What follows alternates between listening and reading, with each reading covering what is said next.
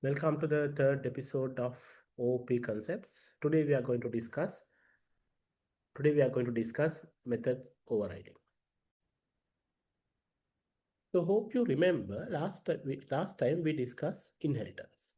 In inheritance, when we extend a class from a superclass to a subclass will get the methods and properties of the superclass. But what is method overriding? Now, method overriding happens when a subclass provides its own version of the method that is already defined in its superclass. So when you extend a subclass from a superclass, as I said, superclass will get the methods that are implemented in subclass will get the methods that are implemented in the superclass. However, if you want to have your own version at the subclass level, if you want to have your own version at the class level, you can implement that method by overriding the superclass. So basically, it will allow us to change the behavior of the inherited method. We can change or extend the method that is inherited from the superclass. Now, when it comes to a simple example, parent will say to all his kids, okay, you say hello. But one kid might decide to prefer to say hi than hello. That is his own implementation. So that is where we can use the simple analogy of method overriding. So method overriding, there are a few rules that we need to adhere to. Uh, Method in the child class must have the same name, same parameters, same return type as the parent class. So if you have return integer value for calculate birthday by passing the date of birth, when you're overriding that method, it should have the same method name, same parameters, and the return type. For these three, we are saying method signature. So when you're overriding it, you should not change your signature of the method. It should be same as the parent class. Now, when by overriding, child method will replace the parent method in the child object when it is being called. And remember, this only works with when you have inheritance only.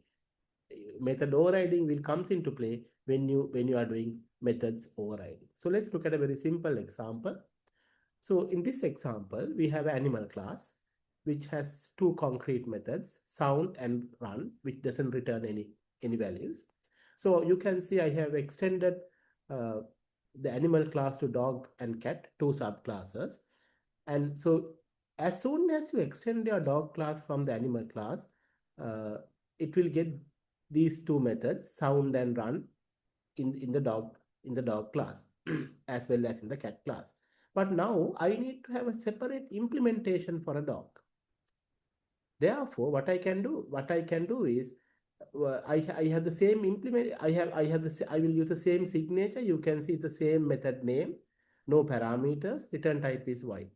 So when I'm using this, by using this will override the sound method in the animal. And also, since I have not override the run method, the run method will execute from the animal class. That's simple uh, way of overriding method overriding. Now let's see how you can implement this using Java. Okay. So now you can see I have a simple animal class which has two methods, sound and run. So this is the implementation for the two methods for sound and run for animal class. And then I have the extended animal class to a dog subclass. And now you can see, as soon as I do this, I will get the virtual classes implementation on the dog class, which are sound and run. But what I have done here is I have override the sound method. Now, as soon as I do this, the sound method of the animal class will be override by this sound method in the dog class. And similarly, I have done this for cat class as well. I have done this for cat class as well. I have a new implementation for sound method in the cat class. Now how we can execute this. So here I have created an object from animal class and I'm calling two methods. So as we know, these two are concrete methods in animal. In simply these two will be called. So no major deal there. And let's look at the dog class now. Now I'm creating an instance from dog class and I'm calling the sound method. Now, since I have overwritten the sound method, so overwritten the sound method at the dog class, this piece of code will be executed. And now if you look at the run, but I have not overridden the run method here.